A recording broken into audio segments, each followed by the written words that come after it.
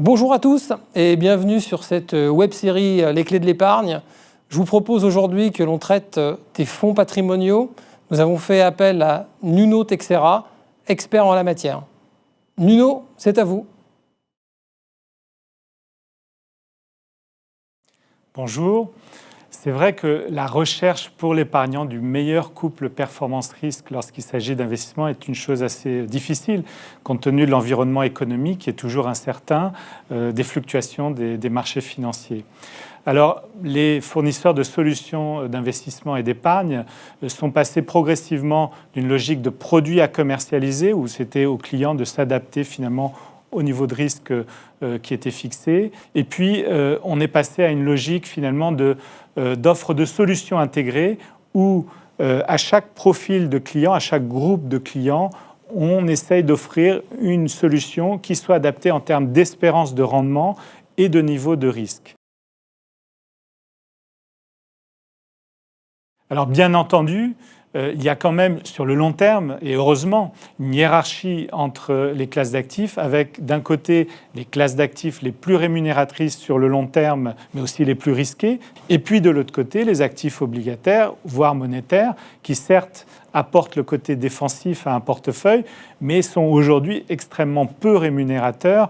Et donc, il faut savoir manier ces deux groupes de classes d'actifs avec un bon dosage et avec une certaine précaution. D'autant plus que même l'obligataire n'est pas complètement exempté de tout risque.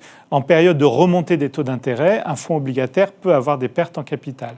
Donc c'est véritablement à l'allocataire de construire, comme un architecte, une solution intégrée qui puisse traverser les différents cycles dans de bonnes conditions et puisse offrir surtout l'attente de couple performance-risque qui est celle du client visé. Alors, il le pilote d'abord en disposant de groupes d'experts. On va voir aussi des outils de valorisation des différents marchés pour savoir s'ils sont chers ou pas chers à tel ou tel moment. Et puis, des outils qui permettent de faire des scénarios de stress et de voir, par exemple, en cas d'inflation, quel peut être l'impact sur un portefeuille donné. Et donc, avec tout ça, on va construire un portefeuille avec une colonne vertébrale, une répartition moyenne des actifs.